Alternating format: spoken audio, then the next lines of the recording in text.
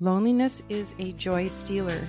We can be influenced by the things of this world, the people in our lives, life events, so many things. In this series, we hear real-life examples of loneliness and how to have joy again. So, loneliness, that's a big topic. I think a lot of people can experience or do experience or are experiencing loneliness right now, today. Absolutely, and it looks different for everyone. Mm-hmm. And I believe that loneliness has different triggers for everybody.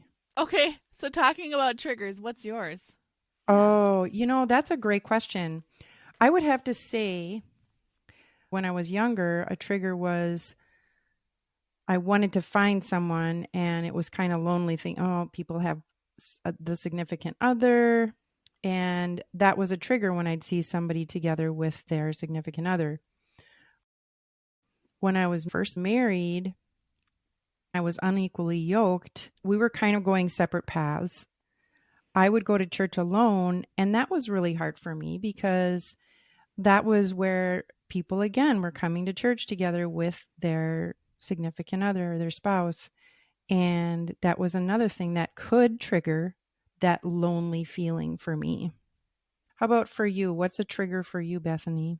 Weirdly, driving to holidays by myself. Oh, in the car, going to Thanksgiving or Christmas or Easter. Those are the bigger ones. I hate it. Every year, that is my prayer as I'm driving alone. I'm saying, God, here I am again, driving alone to a holiday. I have to say, you said weirdly enough. I don't think that's weird at all. I mean, totally understandable because you're going alone, right? But I always have a great time when I'm there, and I don't ever feel that I'm the single one or singled out because I'm single. Everyone's glad I'm there, and they love me just the way I am. I just think it's the whole fact of driving alone, listening to Christmas music, when everyone is thinking about, they have the dog and the kids and all that. It's just, but then I think there's probably chaos in that car. Trying to get everybody in the car at the same time. See? So parents in that situation are probably rolling their eyes and saying, Bethany, I wish I was in your car, by yourself. I'm like, well, it's just when the shoe's on the other foot, there's always a greener pasture somewhere else. That's how Totally. I feel. Yeah, I get that. And how smart are you to realize, they've got struggles too. They've got struggles. different struggles. Mine are maybe more emotional. Theirs are more just in the present moment with yelling, screaming kids, or I don't know. And you're always hurrying to get out of the house, getting the food together, whatever. And sometimes I feel like I have to do it all myself. Oh yeah, here I am, dragging all this stuff by myself. So yeah, I don't know. That's my big one, actually. That's probably my biggest when I'm the lonely. That would be loneliest. Thank you. You're welcome. Well, and then I think of other people who have situations where maybe they've lost a spouse and there's a big loneliness there, or a close friend. And what really comes to mind for me, because what has gotten me through some difficult, lonely times, is community. Mm-hmm. Community is so important. Finding that outlet to, okay, I can do this. I just got to go talk to somebody, or I want to go do an event with somebody, or whatever that looks like. Or maybe it's an activity at church. I feel like that community is so important. And it may not be a feeling I want right away. Maybe if I'm experiencing a loss of a loved one, I just kind of want to sit in that grief for a while because it's a hard thing. Yeah. But then you have that whole of that person not being there. And everything has a process, right? Especially death. And it's not something to rush through. Grieving takes time. So that loneliness may go on for quite some time. But having those people in your life that can come alongside you, lift you up, and just kind of be there for you is so important. So with my dad's passing, I would agree that the firsts are always really hard. The one that really stood out to me was Father's Day. Out of all of the holidays we had last year, Father's Day was the worst for me. And then finding out from my siblings, that was the same for them. I think it was harder probably for my mom. She doesn't always voice how she feels. I remember Christmas Eve being really tough because my dad was not a very boisterous person. He was pretty quiet, but just having his presence there and not having it anymore, that was really hard. It was lonely without him. Right, because then you have all those memories with him too, so those come flooding back. And Yeah. it's just a time to, it's just part of the grieving process. There's going to be lonely times through those holidays. There's going to be lonely times through those big events. And it's okay. So what happens if they aren't big events like holidays? What if it's sometimes in the summertime? This is another weird thing. I will be loneliest in the summer. And I don't know why. I can't pinpoint it. Usually July. And I will just be lonely. And I can be in a group full of people. I can be with all my friends hanging out at a barbecue. And I can feel so lonely in that moment. Tell me how that works. I feel like sometimes we go through the motions, and you're kind of going through the motion. You're like, oh, that barbecue sounds fun. I can't wait. And then maybe just it's a motion thing because you're still wanting that thing that's making you lonely. Mm-hmm. That's what I think, because that's happened to me. Oh, I can't wait for this concert. And then I go to this concert and we're having a great time. But then I'm like, oh, look at the couples over there. So I can understand how those feelings kind of sneak in. And I do think that can be the enemy trying to sabotage your fun and your joy and steal that joy, which is what loneliness really is, because we know that we're never alone. Yeah. With Jesus. It's true. So is there any particular activity or event or something that you purposely avoid because it brings on loneliness to you? That's a great question. I can tell you what I have. I don't go to restaurants, sit-down restaurants by myself. That is weird for me. What do you do? I mean, do you sit on your phone? Do you read a book? Do you just sit there? Like, I just think it's awkward. I just think it's an awkward place to be. I know a lot of people sit at a bar if they have work trips or something, and then there's a hotel or whatever, and they'll sit at the bar, and so then they have like the bartender to talk to.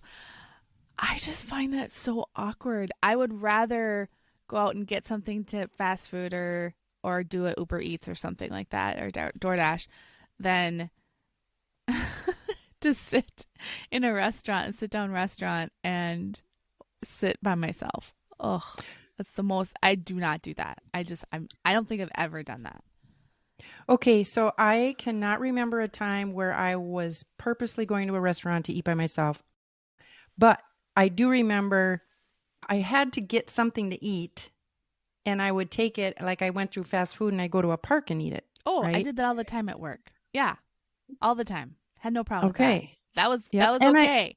I didn't have a problem with coffee shops, I don't know if coffee shops are included, but those are no problem for me. I have no problem with a coffee shop either. I can grab a coffee, go do my work. But again, I'm not just sitting there, Carol. I'm doing something. I'm on my computer. Yes. I'm working. There's a distraction. I don't just go to a coffee shop to sit there and drink a cup of coffee. Do you do that? I do not. I meet friends. I typically don't go alone unless I'm like maybe passing the time to go to my next thing. And it's like, oh, I'm just going to go grab a coffee and sit for about 10 minutes and then go or whatever. But that can look like, that doesn't happen that often, but it does happen. So I get what you're getting at. Do you go to movies? It's by movies. Yourself? I was going to bring that up. I go to movies. They're fine. They're dark. I don't mind going to a movie by myself. I don't even mind church by myself. Because half the time I sit in the single section anyways, where all the other older ladies there are single. Oh. I sit there. We have like our section. Nice. But it is hard sometimes if you don't have a very good single representation in a church. And there's lots of families, which is my current situation. That is difficult. That's really hard because you're surrounded by all these families and kids and husbands and wives, and that's hard because you feel that you're the only single person. Yeah. It's a tough place. But back to the movie thing, I just want to say I had to push myself to go to one because I really, really, really, really wanted to go to this one. I couldn't find anyone to go with. Yeah. And I'm like, I got to go. I'm going tonight. I'm just going. I'm breaking through. Good for you. And I got there. Yeah. And there was one seat left and it was right next to a guy with strong cologne. So it was like, oh man. But you know what? It was, the movie was good. I got over it. It was could have fine. been BO. At least it was cologne and it wasn't body odor. Yeah. Of the two, I'd rather have heavy cologne than BO. Thank you for pointing that out. It's like being on an airplane, right? Yes. You do not want to have that spot next to the guy or person who decides deodorant is not for them. Oh, but good for you for going. Now, that is gutsy to go to one that is that full. I've never gone to something that full. Usually it's been out for a couple weeks and I just decided to go to a movie on my own. Yeah, I think I wore a hat and, was incognito. No, I'm kidding. I was fine. Well, and that's one thing I haven't done is I like plays, and there was a couple plays that I wanted to go to about a couple summers ago. And I remember, I think it was Emma. Yeah. And it was at some big, schwanky place. And I thought, I really want to go with somebody. And I had nobody to go with. And now I think back and I thought, oh, it's just like the movie theater. I need to think movie theater when I want to go to a play. And I should just go on my own because I love plays. And it doesn't matter if someone else is there with you. It's nice to talk about it. But I mean, I should have just done that. I could kick myself now. Right. So talk about the motivation. Let's talk about that because we could talk about that with my movie thing and your play things. What was my motivation? I just really wanted to see this movie. What motivated me from being single and not having someone to go with and that like loneliness. Yeah. Instead of sitting in it, I decided to just do it. Like, no, I can do this. There's nothing wrong with that. Who cares? Just go. You want to see it. So it outweighed, I guess seeing it outweighed the loneliness for that situation. How about the play? Why didn't you go? Because I thought I needed to bring somebody else with me. I honestly, it just dawned on me now that I should treat it like a movie. I don't have any problem going to a movie by myself. Why should I have a problem going to a play by myself? I just have to change my mindset. That's what it is, Carol. It's changing our mindset. I believe instead of what we can't do, what is holding us back from doing things that we like to do? Maybe that is eating in a restaurant. How do I get over that? Do I just go to a restaurant and eat it? I don't know if that's important to me, though. I don't think it's important to me. I think the play is more important than going to a restaurant and eating by myself. I think you hit it on the head. It's a mindset. And it's not for every situation, obviously. We're talking about plays and movies and dinner and those kind of things. Even though I do sometimes feel uncomfortable, I still go to church. Good for you. Because I know of many people who don't want to go because they don't want to go alone. Mm-hmm. I've just heard of those stories from people. And for your church to have a single section, I think that's huge. Because anyone can tap into that. It's not sanctioned. It's just where we all sit. It's not like this is the single section. It's just what we've made it. Okay. We just all sit together because we're all single. Now, I happen to be the youngest of all of those ladies, and there's no guys that sit there, but it's the single ladies section. All the single ladies, all the single ladies. Right. But the point I'm making is Yeah. to have that place Mm-hmm. where people who can deal with this thing, this loneliness, this singleness, is so cool Mm-hmm. because it's being addressed and it's a feeling of community and it's Yeah. you knowing you're not alone, Mm-hmm. in this world. Besides, obviously, we know God is with us, Jesus is with us, but we have people, the body of Christ, with us too. And sometimes that's the person we need to talk to that day. Yeah. That's so true. I went to my friend's church. I was visiting her house for the weekend, and I went to her church, and they actually prayed for the single people of the congregation. And I thought, oh, that is so cool. What a privilege for that church to, not trying to pun this, but single them out and pray over them. I don't see that in a lot of churches. And her group of single gals all sit together too. And she's actually put me in church because she was being a greeter. And so she's like, okay, this is where we sit. This will be my friends will be coming. Feel free to sit in this row or this row. We all sitting around here. And that was, as a visitor, as a guest, I felt super welcome. And all her friends were welcoming to me, and they were so sweet. We had donuts and coffee afterwards, and we chatted and we laughed. And it was just so fun to just hang out with other Christian gals that are single and all in different places of their life and ages, and that was really cool. I don't see that in every church though. Right. So No, that's a really good thing to have. I love that. I wish churches would put more emphasis on single people, because singles are actually becoming, that is a really big demographic now. People aren't getting married and Mm. much till later in life, or they're choosing not to get married, period.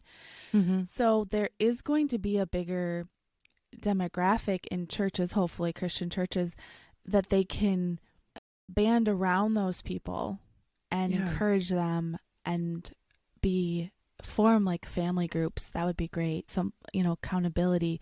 I feel like there's a huge need for accountability for singles, for male and female, and getting people connected to church, back to Mm-hmm. church. Because a Mm-hmm. lot of Mm-hmm. them, if they don't get married and have families, they drift out of church because it is such a family centric place. It's very uncomfortable for singles to go to church. So I hope pastors are hearing this. My pastor in my new church actually had a whole sermon on single people and why they're important to a church. Oh, that's And awesome. and afterwards, he's like, Bethany, what'd you think? I said, wow, that's the very first sermon. And I've gone to church a lot of years. I'm 43. I've been in church a lot. And I think besides going to, say, actually a youth event that talks about singleness or being single, not being in a relationship, I would say actually from a pulpit, it's the first actual sermon I have been in a church that has actually talked about being single and the good points about it, because there are a lot of good points. Right. What you made me think of is when I was in my late teens, the worldview had an impact on me, and my family, of course, has an impact on me. So at that time, it was you get married, you have the perfect 2.5 kids or whatever the stat was, something around that. You go on vacations, you go to Disney World, and you have a dog. And it was I want to call it a worldview I was of going to say the what American it, dream. okay. It's Yeah. American dream. American dream. You have the white picket fence, you have the 2.2 kids, the puppy, the cat, and you're a perfect little family, and you go about your life and you do your thing, and that's who everyone aspires to be. Yeah. Or So my more experience people. was also a big family. Mm-hmm. I had 5 brothers and sisters, and we did events together. That was my understanding, what I looked at as this is what families do. Mm-hmm. They get together, and it was a fun time, a welcoming time. And I had that memory thinking, oh, that's how it is. That's what I want to do too. Right. And even when I was first married and we only had one child, it wasn't so easy for me to have these holidays and these events because there wasn't a big family and we had moved away. And so there was some loneliness in that as well, Mm-hmm. because I'm like, where's the big to do? Where's the big hurrah? So it looked a little different. We went to church activities. We did activities in the community. You know, we got involved in bell ringing. We did all kinds of things, which made it fulfilling and fun and people oriented. So it was a different look at it. However, I always remembered my family events. And yes, I have to say, my relative, like, we would have one gathering every Christmas to Mm-hmm. get together. And I always made an effort to get there with my son. And those were just sweet, sweet memories. All those things because it was family. And then those other community involvements and church involvement. That was all the body of Christ family. Everything was it was good. I want to say that it was also a mindset of wanting to do something to get away from that, like push away that joy stealer, make it into something that is exciting and fun and joyful, whatever it looks like for whoever's listening. So for me in that situation, that's what I did. But that loneliness was still part of the mix until I did something about it. So whenever I get to wherever I'm going as far as holidays goes, the the loneliness goes away. I don't have the loneliness going home. I'm always filled up. Maybe because I'm more extroverted than introverted, but the laughter and the just the fun times that we have as a family together outweighs the loneliness. Mm-hmm. And maybe I need to look at that when I'm going to holidays. Just have to think, this is going to be a great day.